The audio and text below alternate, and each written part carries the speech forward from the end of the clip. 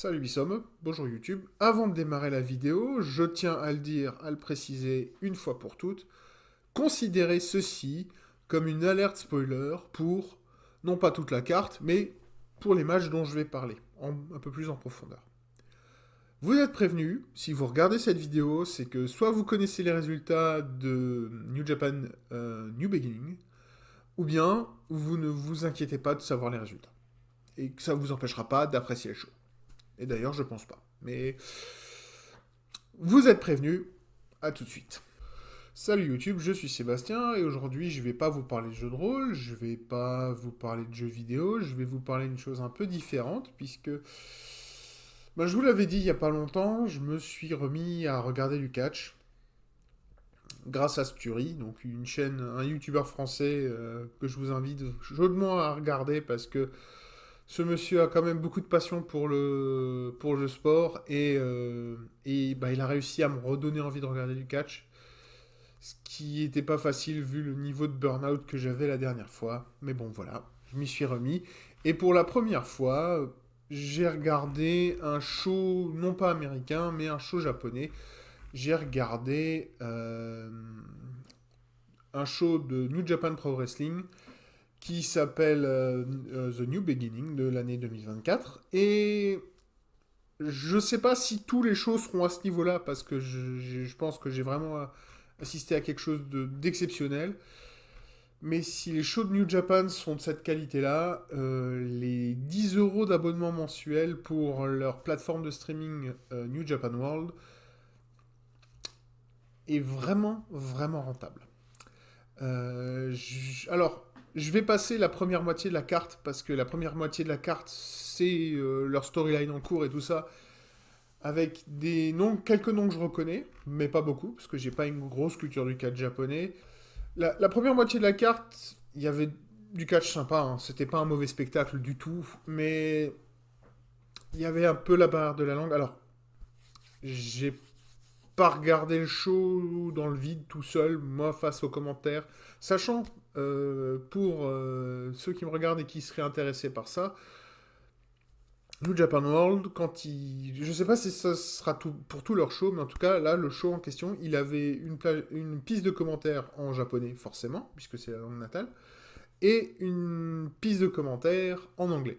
Donc, si vous comprenez l'anglais, vous allez pouvoir suivre les commentateurs et vous allez pouvoir comprendre ce qui se passe, puisque vous avez un play-by-play, un color commentator qui va faire le boulot. Il n'y a pas de souci, il va vous expliquer tout. Là, moi c'était un peu particulier, parce que moi, je l'ai regardé avec le commentaire live de Sturi.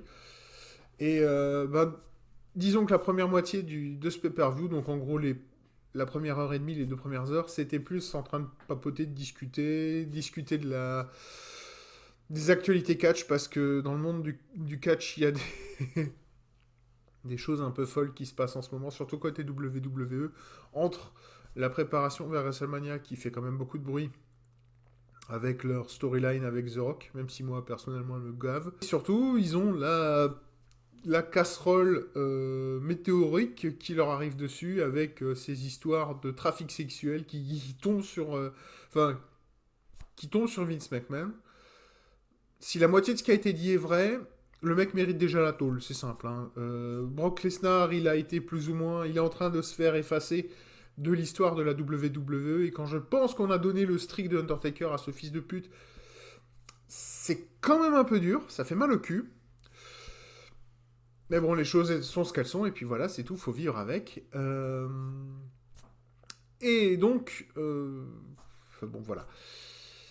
Et la deuxième moitié donc de ce pay-per-view était vraiment pour moi une... Donc il y a eu 8 matchs, on va dire. Et ouais, les 4 derniers matchs étaient simplement... Enfin, surtout deux en particulier, mais on va dire que les 4 derniers matchs avaient un cran au-dessus, pardon. On était dans la top card, hein, donc forcément. Alors je vais pas vous donner le line-up complet, mais le cinquième match, c'était, si j'ai bien compris, le dernier match solo de Kazuchika Okada, avant qu'il aille vers d'autres promos. Pour l'instant, je crois pas ça qu'on sache où il va aller. Certains espèrent le voir arriver à la WWE ou chez All Elite, mais on verra. En tout cas, une chose est sûre, vu comment je l'ai vu catcher, il va devoir avoir un gros moment d'adaptation pour Okada s'il veut arriver à la WWE, parce que ben il a pas du tout, enfin il bosse pas du tout dans le même style. Et même si ça fera bizarre, je pense que s'il arrive à la WWE, il arrivera par NXT. Ce qui est quand même, enfin généralement hein, tous les catcheurs japonais, je crois, ils sont passés par NXT depuis qu'NXT existe en tout cas. Je crois pas qu'il y en a un qui a été fast track et qui a zappé NXT. Voilà. En tout cas, alors moi j'étais pas impliqué dans le match et l'histoire de ces deux-là, donc mais c'était un bon match. Donc je vais pas râler, je vais pas me plaindre. Le match suivant c'était un match de tag team. En tout cas, le match était sympa. Le finish avait l'air d'avoir surpris beaucoup de monde. Donc voilà. Puisque d'après le site New Japan que je suis en train de regarder juste là, c'était la première défense des champions et la seule. Donc voilà. Donc une belle transition. On verra si ça dure ou pas ce run, je sais pas. De toute façon, je m'intéresse pas trop au tag team. Je découvre New Japan, donc je vais avoir du mal à m'intéresser tout de suite au tag team, on verra bien. Mais le but c'était de passer rapidement sur ces deux matchs qui étaient de très bons matchs en eux-mêmes. Mais par rapport aux deux matchs qui suivent, bah, ils ont complètement éclaté la soirée, les deux matchs qui suivent. Hein. Donc on avait déjà deux matchs au-dessus. Le dernier match solo d'un des grands de la promo de la Fédé, Okada. Là, on a deux étrangers, mais qui font, qui marchent très fort à New Japan, puisque c'était Zack Sabre Jr. et Bryan Danielson. Daniel Bryan, pour ceux qui l'ont connu à la WWE. Et c'est simple. C'est un match avec une limite de 60 minutes. Je crois qu'ils l'ont fait un match d'une demi-heure. C'était une putain de masterclass de catch technique. Si vous appréciez le catch technique, alors je sais, c'est déjà, je crois, leur troisième match dans une série qui raconte, non pas qu'à New Japan, si j'ai bien compris, puisque leur match retour était à AEW. À mon avis, l'histoire est pas finie, déjà. Mais ce match-là, bon, moi j'aime bien le catch technique. J'ai vraiment, vraiment, vraiment adoré ce match. C'est le match de catch de la soirée pour moi. Ce match-là. C'est. Waouh! S'il y a, il y a qu'un des deux. Enfin, s'il y a qu'un match que vous êtes fan de catch, c'est ce match-là que vous devez regarder. Je vais pas continuer à tourner en rond parce que je vais pas vous faire un play-by-play du match, je vais pas vous donner une analyse en profondeur, je suis pas assez bon là-dessus. Mais c'était un foutu spectacle pour les amateurs de catch, ce match-là. Et donc, allez le voir. Et le dernier match, qui est le dernier match d'un autre grand catcheur de la New Japan, Will Ospreay, qui lui va quitter la boîte après 8 ans de travail chez eux, où il s'est construit chez eux, et il va rejoindre AEW, si je ne dis pas d'erreur. Et c'était un combat, un Steel Cage match. Alors, j'ai appris que le Steel Cage match, c'est pas un match qui se fait à New Japan, puisque le match précédent en Steel Cage, c'était un match qui a eu lieu il y a 20 ans. Ça m'a beaucoup surpris. Ça fonctionne pas comme un cage match américain. On est dans un format, quelque chose qui ressemble presque à Elimination Chamber. Alors, à la différence de l'Elimination Chamber, où chaque catcher commence dans un pod à l'extérieur du ring, et toutes les X minutes, on va ouvrir un pod et laisser rentrer quelqu'un, là, c'est la cage est ouverte, et normalement, c'était toutes les 2 minutes 30 ou 3 minutes, il y a un catcher qui devait rentrer. Ils ont un peu tweaké le temps, ça fait partie de lieu de l'entrée, c'est les deux leaders des deux factions, donc Will Ospreay avec le United, je crois que c'est United Empire, pas Kingdom United Empire, qui a démarré face à, je crois que c'était David Finlay qui a fait l'ouverture, je sais plus, je crois, oui. Et bah, les deux se sont tapés dessus pendant 5-6 minutes facile avant qu'il y ait qu'il y ait les premiers qui commencent à rentrer. Et donc voilà. Et donc on fait rentrer jusqu'à ce qu'il y ait les 10 personnes qui soient rentrées dans le match, puis on ferme la cage. Et c'est au premier tombé que on décide d'un gagnant. Voilà, c'est ça la règle. Alors la cage en elle-même, c'est pas une cage de WWE comme je disais, elle n'est pas posée sur le ring.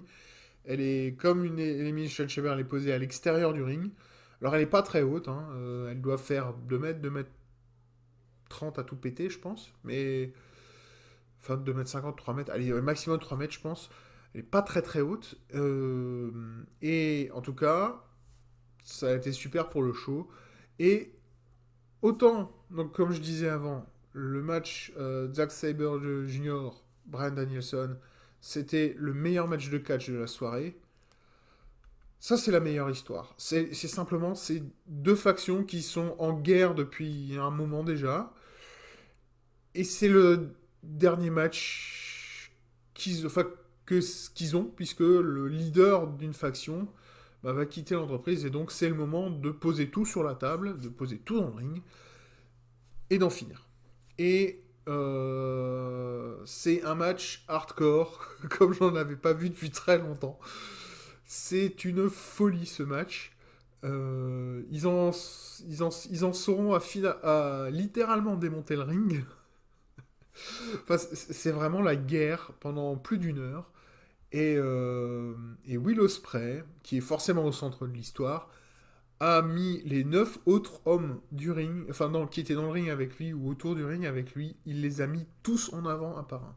Et c'est vraiment quelque chose de génial, quoi. Ce gars, son dernier match, il a passé 1 heure à bosser comme un fou, à,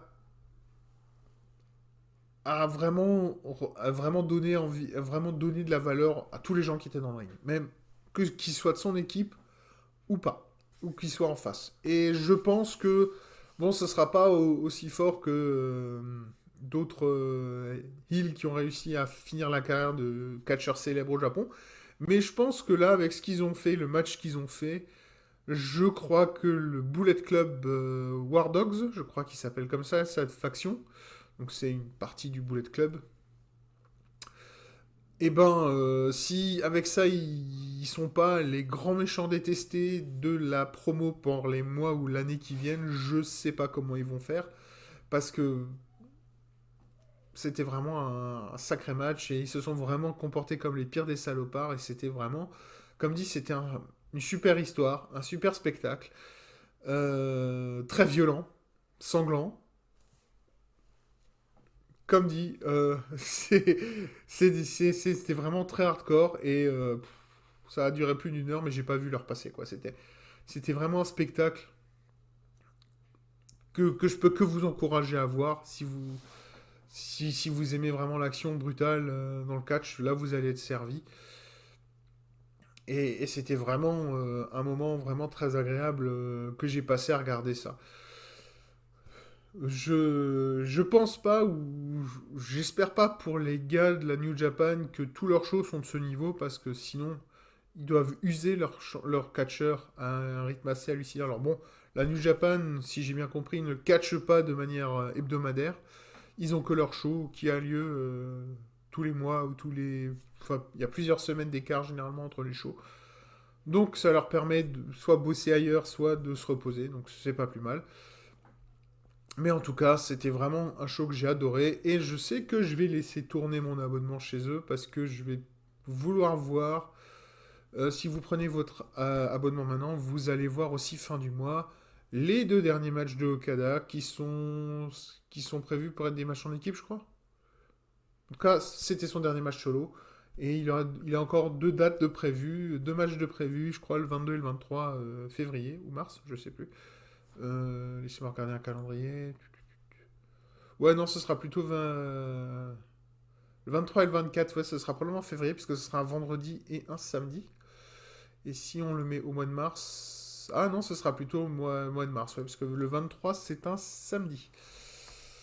D'ailleurs, c'est le samedi où il y a l'UFW, une fédé alsacienne, qui fait son gala de catch à Oberscheffolsheim.